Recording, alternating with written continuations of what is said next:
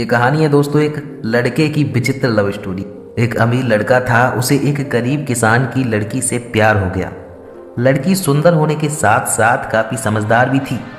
एक दिन जब लड़के ने उस लड़की को बताया कि वह उससे प्यार करता है और उससे शादी करना चाहता है, तो लड़की ने कुछ सोचने के बाद उस लड़के को शादी करने से इनकार कर दिया, क्योंकि वह गरीब परिवार से रिश्ता रखती थी। लेकिन कुछ समय बाद जब ये बात उस लड़के को पता चली, तो उस लड़के ने लड़की के माता पिता से बात की और उस लड़की को समझाया। काफ़ी समझाने के बाद वह लड़की मान गई और दोनों की शादी हो गई। शादी के बाद लड़का उसे बहुत प्यार करता था। दोनों का दाम्पत्य जीवन काफ़ी अच्छा चल रहा था। लेकिन कुछ महीनों बाद लड़की को चर्म रोग हो गया, जिसके कारण उसकी खूबसूरती ढलने लगी। जब लड़की को यह डर भी सताने लगा कि उसकी खूबसूरती ढलने के कारण कहीं उसका पति उसे छोड़ ना दे, लड़की ने उस चर्म रोग को ठीक करने का हर संभव प्रयास कर रही थी।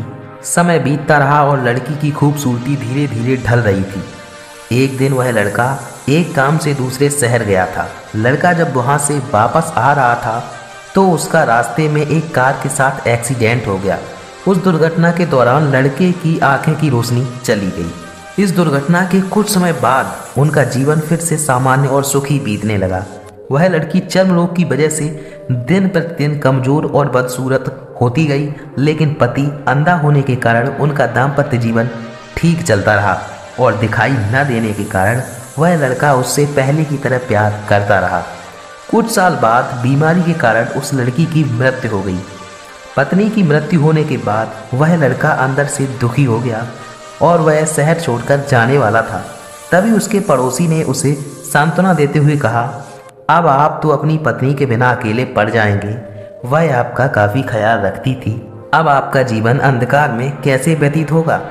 तब उस लड़के ने अपने पड़ोसी की ओर देखा और गहरी सांस लेते हुए कहा, मैं कभी अंधा था ही नहीं, लेकिन मैं यह सोचकर अंधे होने का नाटक करता रहा कि कहीं मेरी पत्नी को उसकी बीमारी और बदसूरती के कारण यह ना लगे कि मैं उससे प्यार नहीं करता।